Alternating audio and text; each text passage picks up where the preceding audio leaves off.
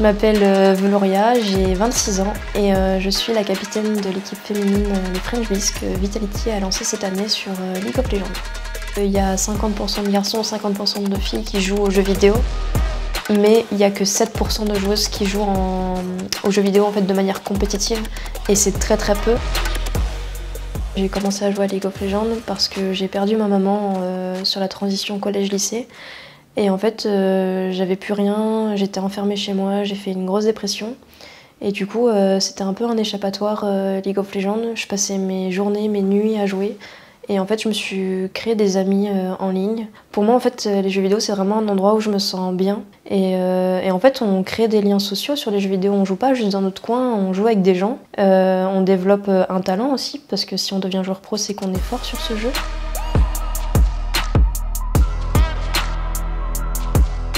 Ce que je trouve kiffant là-dedans, c'est de montrer justement qu'on a notre place en tant que joueuse. C'est de montrer que on n'a pas une ADN différente des hommes en fait, qu'on peut aussi bien jouer qu'eux.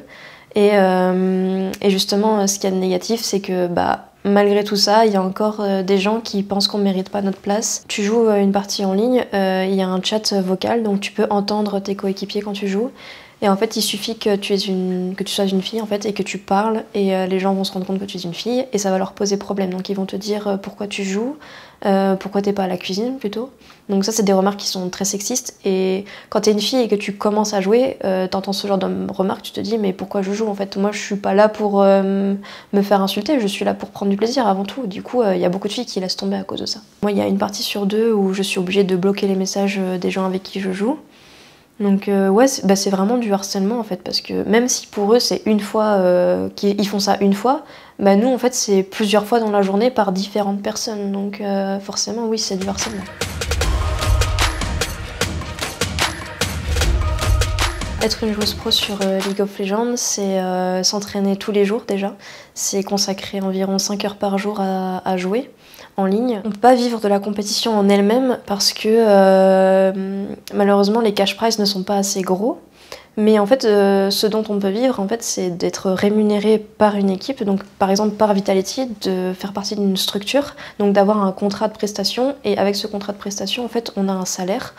Et ce salaire, en fait, il varie en fonction des joueurs, en fonction du niveau qu'ils ont, et aussi en fonction de la ligue dans laquelle ils jouent, un peu comme au foot, en fait. Plus tu joues dans une ligue qui est haute, mieux tu seras rémunéré.